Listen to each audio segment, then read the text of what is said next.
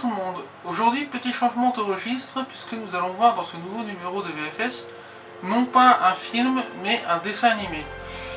Il s'agit d'un dessin animé qui est sorti en salle durant l'été et qui se nomme Peter et Elliot. Peter et Elliot est un joli dessin animé. Il s'agit de l'histoire d'un petit garçon qui perd horriblement ses parents durant un accident de voiture en pleine forêt et qui se retrouve donc seul, accompagné uniquement de son livre que ses parents lui ont offert, un livre qui lui apprend à lire, et d'un dragon.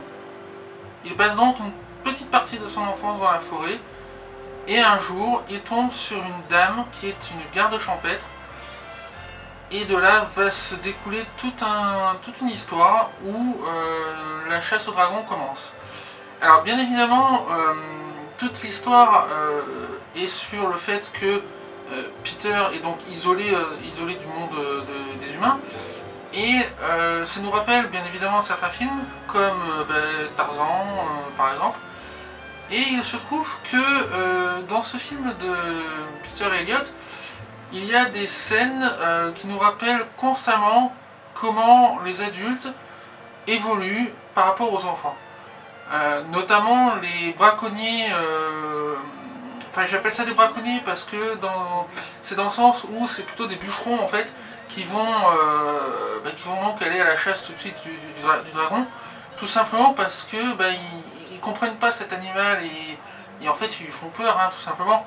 Et partant de là, ils se sentent obligés d'aller le chasser, d'aller le récupérer comme un trophée, et c'est un petit peu le gros problème de cette histoire, parce qu'en fin de compte, bon certes il y a toute cette histoire d'amitié avec le petit garçon, mais il y a aussi tout ce côté déforestation qui va parler plus aux adultes, et aussi le côté je pars chasser l'animal rare qui encore une fois va parler effectivement beaucoup plus aux adultes qu'aux enfants qui vont voir le film.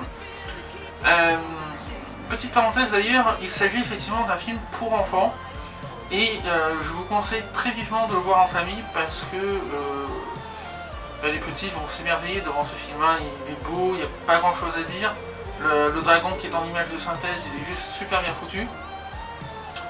Et je pense qu'on peut donner une mention spéciale à un certain acteur, à savoir Robert Redford, qui joue un monsieur qui avait vu le dragon quand il était petit, enfin quand il était plus jeune en tout cas, et depuis il s'éternise à raconter son histoire, à la modifier un petit peu, l'embellir et tout ça.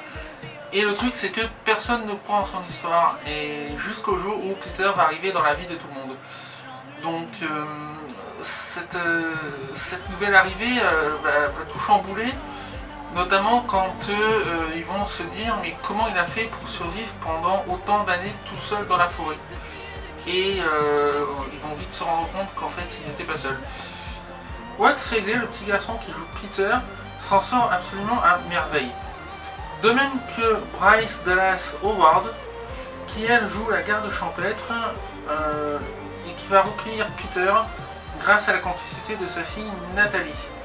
La petite Nathalie va très vite faire copain-copain avec Peter, et c'est grâce à elle que certaines choses vont se passer, notamment entre autres une scène où le dragon est au plus mal, on va dire. En fait elle va tout simplement aider son copain à aller libérer son pote le dragon. Je donnerai une belle note à ce film, parce qu'au final, même si c'est un dessin animé, il a été très bien réalisé, très bien joué par les différents acteurs. Et je pense que pour conclure, je dirais simplement, allez le voir, faites-vous plaisir.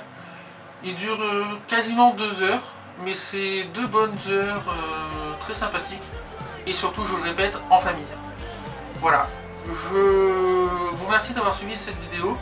Je vous dis à bientôt pour la suivante, et d'ici là, je vous remercie tous d'avoir continué à nous suivre sur les réseaux sociaux, notamment Facebook, Twitter, et bien sûr de vous abonner à la chaîne YouTube pour voir la prochaine vidéo. Je vous remercie encore et je vous dis à très bientôt. Au revoir.